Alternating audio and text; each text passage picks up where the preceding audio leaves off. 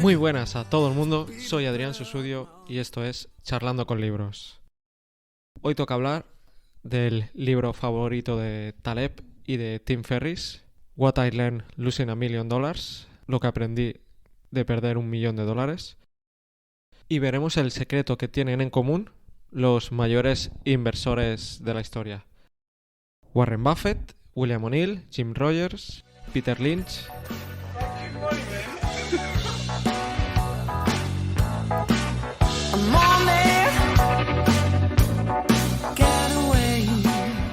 Es un libro que no se ha traducido aún al español, así que llamo desde aquí a todas las editoriales para que consigan de una vez poder traerlo en español, porque es incomprensible que no lo esté.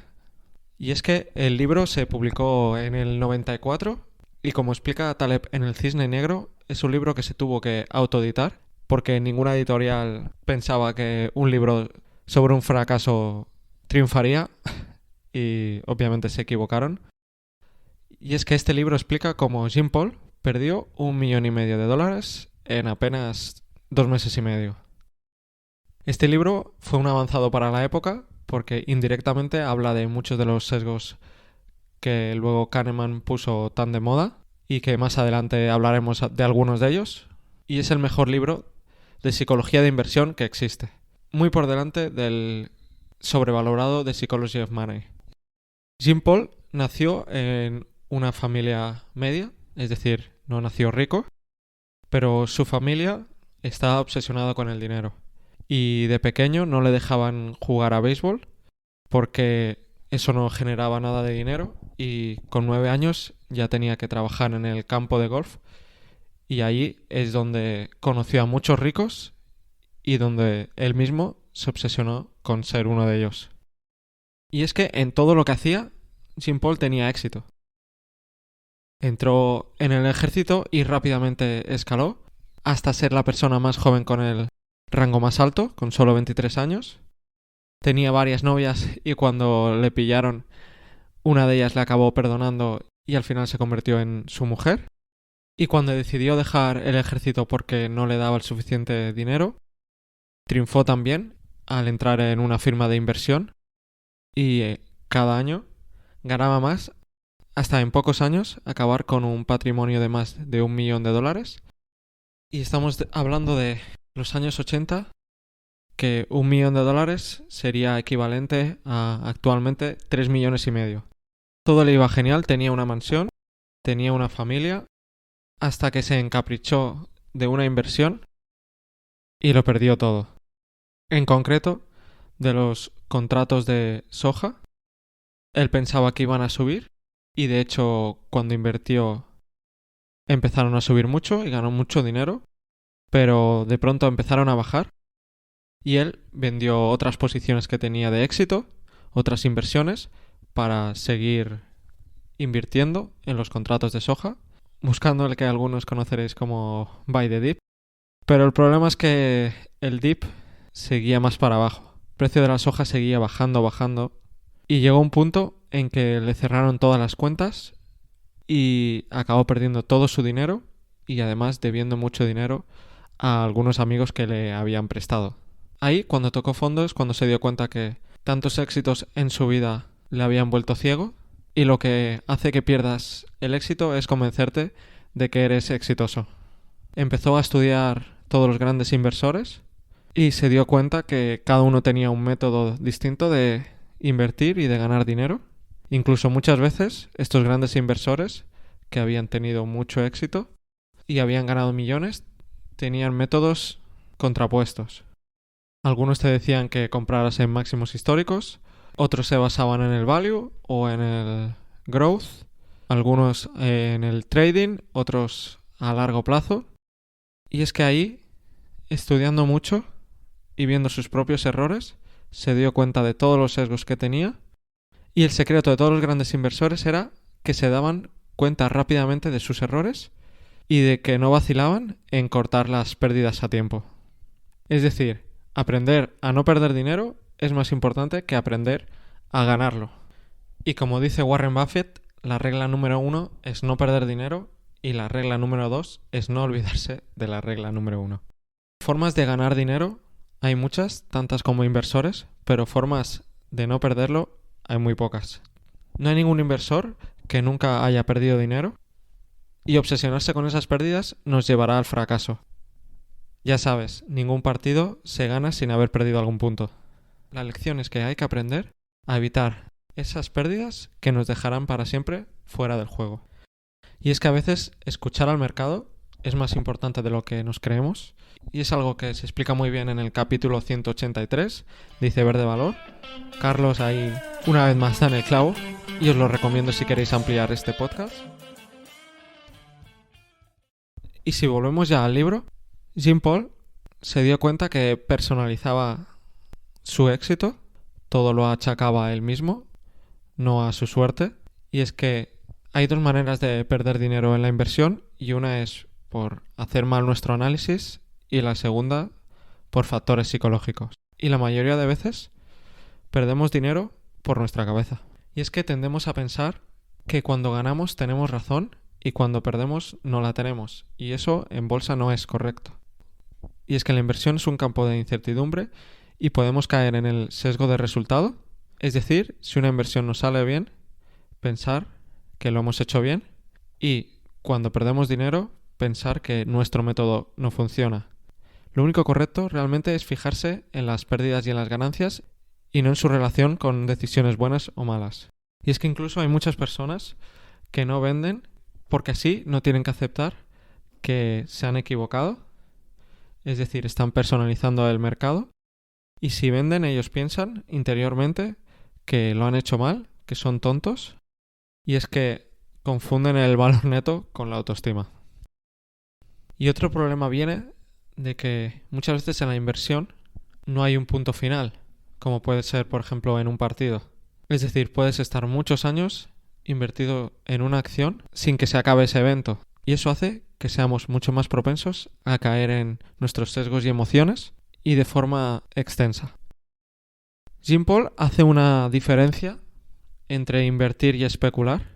Y es que de forma literal dice, la mayoría de personas que piensan que están invirtiendo están especulando. Y la mayoría que piensan que están especulando están realmente apostando. La bolsa y el casino solo se parecen en que podemos perder dinero, pero mucha gente las confunde y las trata por igual, y eso es un error muy grande. Jean Paul dice que la diferencia principal entre invertir y especular es que cuando inviertes estás buscando cobrar unos dividendos, unos intereses, un alquiler, pero en cambio cuando especulas solo compras ese activo esperando que se revalorice. Si compras una acción que no da dividendos o un piso y no lo alquilas, estás especulando. Y en el caso que estés invirtiendo para tener razón, sea lo que más te importe, entonces no estamos ni especulando, estamos apostando. Incluso si invertimos solo para divertirnos y nos da igual el resultado, ahí ya estamos jugando. Estamos confundiendo una vez más las inversiones con el casino. Igual que hay gente que confunde el póker con un juego y no ven que realmente los profesionales no juegan, sino que especulan porque se basan en un método y unas estadísticas y no lo hacen para tener razón o para divertirse. También hay otro fallo que comete mucha gente y es que confunden el riesgo con las probabilidades. Como hemos dicho, la inversión es un campo de incertidumbre por mucho que la gente te quiera vender lo contrario y no se pueden sacar probabilidades de ganancias ni de pérdidas porque todas serán erróneas. Y ahora vamos con uno de los conceptos que más me gusta de todo el libro y es la psicología de grupo, en la que podemos caer tanto varios como una sola persona y engloba varios sesgos. Y cuando caemos en ella, nuestros sentimientos y la idea principal van siempre en una misma dirección, sin importar nada más. Cada vez que sale una noticia mínimamente relacionada con nuestra inversión, nos emocionamos mucho, tanto positivamente como negativamente.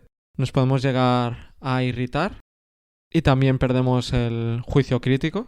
Tenemos un sentimiento de poder invencible, ya que nosotros tenemos la razón y a lo mejor el mundo está equivocado. Seguro que hay gente que recuerda el término de Holt. Y se puede llegar a cometer acciones que están en contra de nuestro propio interés. Ya vimos a Jean Paul cómo seguía comprando contratos y contratos. Y seguir esta idea o este grupo también nos da un falso prestigio. Estamos cayendo en el sesgo de autoridad. Y cuando vas a encontrar el mercado te sientes como un héroe. Incluso se puede caer en él sin estar invertido por el llamado FOMO, es decir, por miedo a estar fuera de esa inversión, y ahí estamos hablando también del sesgo de rebaño. Por todo esto, uno de los consejos prácticos que podemos extraer es no estar en grupos de inversión de un sector en específico, porque si estás todo el día con amigos o con personas que hablan positivamente de una inversión, se te nublará el juicio. Podemos estar hablando, por ejemplo, de los típicos amigos que solo saben hablar de criptos y obviamente te entrará FOMO, te entrarán ganas de invertir y no lo harás de forma racional. Y como este grupo podemos hablar de muchos otros grupos. Que si el growth, que si el value, que si las mineras. Y es que hay que tener mucho cuidado con ello porque somos las personas que nos rodean y a las que más escuchamos. Y para seguir con la parte más práctica, el autor recomienda seguir un plan y definirse. Es decir, elegir entre si eres un inversor o un especulador. Especulador desde el prisma que hemos explicado antes y sin connotaciones negativas. Y después de haber elegido si somos inversores o especuladores, tenemos que elegir un plan. Entonces, antes de empezar a invertir, tenemos que seleccionar un método de análisis, porque si no, de otra forma irás cambiando de método para reforzar tu historia, para no caer en la disonancia cognitiva y para seguir en el mercado, pase lo que pase. Y aparte de todo esto, el plan también tiene que incluir unas reglas y unos controles claros, cuantificables, es decir, numéricos, nada generalistas, porque si no, te puede pasar que acabes yendo a largo plazo, aunque en un principio no era tu idea. Y también caer en el sesgo de costo hundido. Bueno, con todo lo que he perdido no puedo ahora rendirme. De nuevo, estamos personalizando el mercado y cayendo en más sesgos. Así que este plan tiene que tener claro cuándo salirse de la inversión, tanto con ganancias o con pérdidas. Algo que ya vimos en el capítulo del libro que cambió mi forma de invertir. Y es que hay que tanto cuantificar como poner un plazo. Es decir, voy a largo plazo, a 5 años, y en 5 años me salgo. O por ejemplo, si esta acción sube un 50%, salgo. O si esta acción baja un 8%, como decía William O'Neill, me salgo, etc. Y lo más importante es que todo esto lo tienes que hacer antes de entrar en el mercado, porque si no, solo harás caso a lo que te interese para seguir dentro de él. Escribe ese plan, no lo tengas solo en la cabeza, y hará mucho más probable que no caigas en emociones, en miedo, en FOMO, en alegría, ni en los sesgos que hemos comentado. Por último, Jim dice que somos humanos y que evidentemente antes o después nos saldremos de ese plan, y en esas pocas ocasiones que nos salgamos del plan, tendremos que analizar si estamos ganando dinero o si en cambio lo estamos perdiendo y cómo nos hace eso sentir. Si estamos perdiendo dinero y encima estamos pasándolo mal, ahí es cuando hay que volver al plan. Sin embargo, también afirma que si nos habituamos a salir del plan muchas veces, antes o después acabaremos como él. Acabó dándose cuenta que si no hubiera perdido ese $1,5 millones y hubiera seguido ganando dinero, lo acabaría perdiendo todo más tarde, aunque hubieran sido 3 o 5 millones. Porque no seguía un plan y se dejaba llevar por las emociones. Y hasta aquí el episodio de hoy. Os recomiendo mucho este libro. Además es muy cortito y la primera parte es como una biografía muy divertida. Así que sin más, hasta la próxima. Behind blue eyes